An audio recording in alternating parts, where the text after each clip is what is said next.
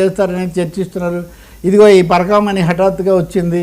ఈ ఏమేమో మీడియాలో పెద్ద పెద్ద హెడ్డింగులతో కనిపిస్తున్నాయి. కానీ ఒక్క పార్టీకే చెందిన ఒక ఎంపీ ఎమ్మెల్యే నీకు కోట్లు ఇచ్చానంటే నువ్వు తిన్నావు, నువ్వు మాఫియా అంటే నువ్వు మాఫియా అనే బహిరంగంగా, పైగా మీరు వైసీపీతో చేతులు కలిపారంటే మీరు వైసీపీతో చేతులు కలిపారు అని ఆరోపించుకున్నారు బహిరంగంగా. ఫుటేజీ గంటల తరబడి ఫుటేజీ అందుబాటులో ఉంది. అంతేకాకుండా వర్మ మీరు సున్నితంగా ఈ మధ్యలో తప్పిపోయిన ఒక అంశం ఉంది. నేను ఇన్ని లక్షల రూపాయలు, ఇన్ని కోట్ల రూపాయలు అధికారికంగా ట్రాన్స్ఫర్ చేశానని ఆయన రసీదులు చూపిస్తున్నాడు. అంటే ఒక నియోజకవర్గంలో ఎన్నికల కోసం ఎంత ఖర్చు పెట్టవచ్చు, ప్రచారానికి ఎంత ఖర్చు పెట్టవచ్చు, ఈ విషయాల్లో స్పష్టమైన నిబంధనలు ఉన్నాయి. ఇవి డబ్బులు చేతులు మారితే ఇప్పుడు ఎక్కడైనా డబ్బులు ₹1 కోటి దొరుకుతాయి అంటేనే ఇది మనీ లాండరింగ్, అది ఇది ఇట్లాంటివి మనం వింటుంటాము. మనీ లాండరింగ్ అంటే అది పరిశుభ్రం చేయటం అంతే కదా, దాన్ని ఓపెన్గా వైట్ చేయటం. కాబట్టి ఇప్పుడు ఆయన శాసనసభ్యుడు, అందులో ఆయన మంచి విద్యార్థి, ఐఏఎస్లకు బోధించినటువంటి విద్యాధికుడు, వాద వివాదాల్లో మీడియాలో బాగా మునిగి తేలిన వ్యక్తి. ఇంకా రెండో ఆయన చూద్దామంటే ఇప్పుడు ఆయన ఎంపీ అయ్యాడు, కానీ అది వరకు ఉన్న ఎంపీ కూడా వాళ్ళ అన్నగారే. వాళ్ళిద్దరికీ కొంతకాలం కిందట పడక ఆయన బయటకు వచ్చి ఈయన అయ్యాడు. కానీ ఆయనకు కూడా మధ్యలో కనిపిస్తున్న పేర్లు అవే, ఆ రాజకేశిరెడ్డి, సునీల్ కుమారు. అంటే ఏం జరుగుతుంది అసలు? ఈ సెక్షన్ ఏంటి? చంద్రబాబు నాయుడు గారు రాగానే పోనీ తుఫాను దీంట్లో మునిగిపోయినని చెప్పొచ్చు, కానీ ఎవరో ఒకరు అసలు దీని మీద విచారణ జరగబోతున్నట్టు. కానీ అసలు ఇంత తీవ్రమైన ఆరోపణలు అధికార కూటమిలో ఎందుకు వచ్చాయి?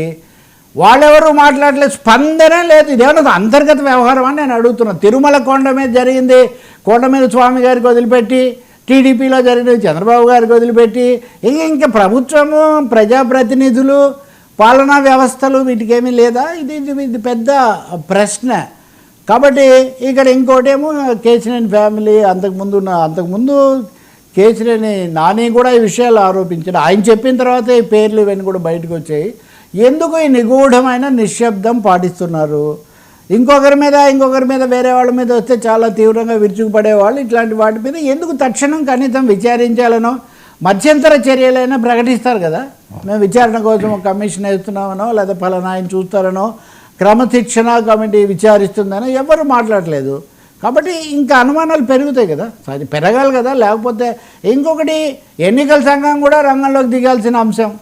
ఎందుకంటే విజయం సాధించిన శాసనసభ్యుడు, విజయం సాధించిన పార్లమెంట్ సభ్యుడిని నేను నీకు డబ్బులు పంపించాను, అవును, ఇవి ఏ నిబంధన, నేను రాజకీయంగానే పంపించాను అంటున్నాడు. అంతవరకు చాలా స్పష్టం.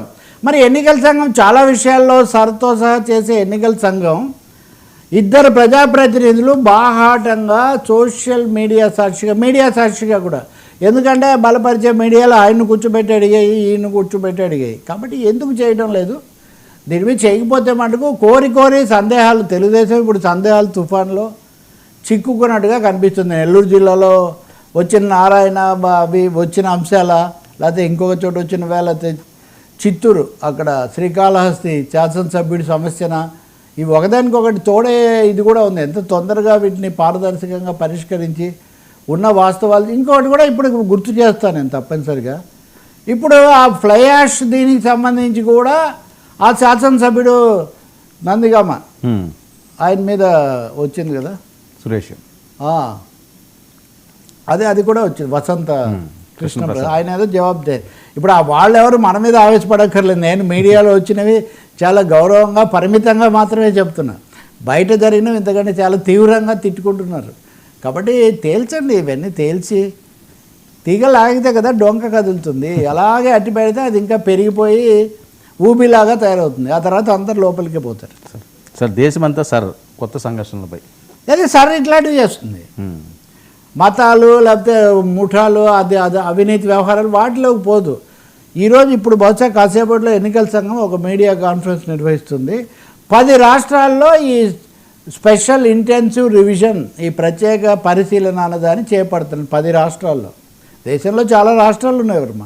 ఈ 10 రాష్ట్రాల్లో అంటే ఎన్నికలు త్వరలో జరిగే 6 రాష్ట్రాలు, తమిళనాడు ఉంటుంది, పశ్చిమ బెంగాల్ ఉంటుంది, కేరళ ఉంటుంది, అస్సాం ఉంటుంది. అంటే సగం రాష్ట్రాలు ఎన్నికలు జరిగే రాష్ట్రాలనే ఎంచుకుంటుంది. ఎన్నికలు జరగని వాటిలో పూర్తి చేసి తర్వాత చూడొచ్చు కదా. అంటే బీహార్లో 69 లక్షల ఓట్ల తొలగింపుకు సంబంధించిన వివాదం పరిష్కారమే కాలేదు. బీహార్ ఎన్నికలు హోరాహోరీగా అక్కడ జరుగుతున్నాయి. ఈ సమయంలోనే దీన్ని ఎంపిక చేసి దీనికి